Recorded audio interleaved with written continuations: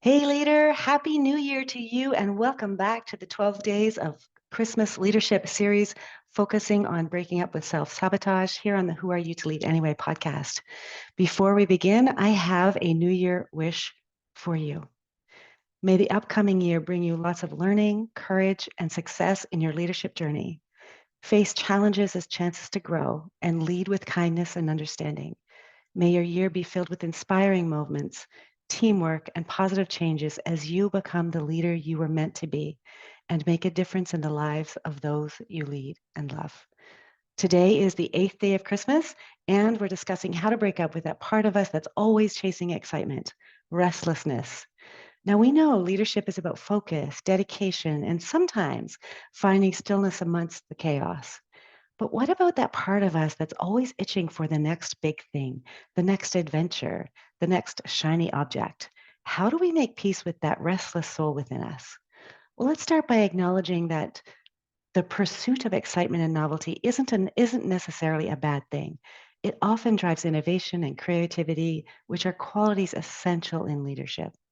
However, when it becomes a distraction or a constant pull away from our responsibilities and our goals, it's time for another breakup. So, the first step is to reflect. Just take a moment and understand why this feeling of restlessness is present within you. Is it a fear of missing out? Is it a desire for constant validation? Or perhaps an avoidance of facing a deeper issue? Now, reflecting on these types of questions can provide valuable insights to the root cause of what's happening for you and within you. Now, I have a lot of personal experience with this saboteur myself. If you know me, you know this. I am someone with a lot of energy, enthusiasm, and I love learning new things. I love to be busy, and I've come to know and understand and see that within myself and the way that I operate, there is a lot of safety in learning. There's a lot of security in getting lost in my pursuits. And this can be a great escape from dealing with hard or painful things, which still have to be dealt with. So the second step is setting boundaries. Like any breakup, you need to establish clear boundaries for yourself. Define the limits of your pursuit of excitement and commit to staying within them. This might involve creating a schedule, setting a priority, or learning to say no when necessary. Now, listen, I know that this sounds easy, and I also know that it isn't easy. I am still learning this myself, and I can get totally lost chasing down the new idea for a post, a podcast episode, a resource for a client. And the next thing I know, I have spent 3 hours doing that. Meanwhile, I've missed many windows, my morning workout window, some other commitment that I've made, some other thing that I've really wanted to do with my time. And you might be wondering why it would even be a problem. And so, because I know this one so well, let me share how it shows up as a problem. When you live with or work with other people, it makes it really hard for them to be able to keep up with the frenzy and the chaos that you might be creating when you're always focusing on the next thing. So, one of my mantras comes from a coach of mine, Maggie Reyes. She's an amazing marriage coach, relationship coach. And her saying is this: more isn't better. This is what she says to me: Cynthia, put this on a sticky note on your desk. More is not better. And this is the best segue to step number three, which is embrace the present. Instead of constantly seeking the next big thing, learn to appreciate and find joy in the present moment.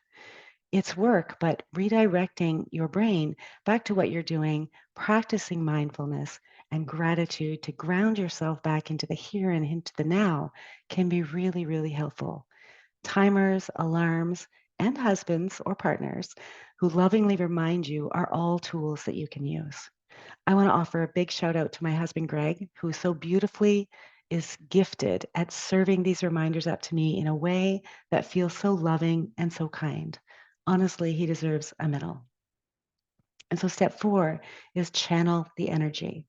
The restless energy, specifically when you're feeling the impatience for what's happening now, so you're in it now and you're thinking about what's coming up next, you can harness that for good.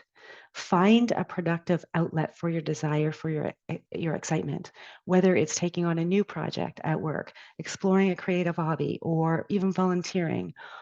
Redirecting your energy into a meaningful endeavor for yourself. Pick one, pick two, but don't pick 22. And finally, step 5, seek support. Breaking up with any part of ourselves isn't easy, and it's okay to seek support from friends, mentors, or even a professional. Share your journey with someone you trust and let them be a sounding board or an accountability buddy for you as you navigate this process. So there you have it, leaders, the 8th day of Christmas and a guide to breaking up with the restlessness within you. Remember, leadership is a journey of self-discovery, and sometimes that means parting ways with aspects of ourselves that no longer serve our greater purpose. So as I wrap up today's episode, I encourage you to reflect on how you can balance between the pursuit of excitement and the steadiness required in leadership. And join me tomorrow for the 9th day of Christmas as we delve into another aspect of leadership with the stickler here on Who Are You to Lead Anyway? And until then, lead with purpose and authenticity. Take care and see you tomorrow.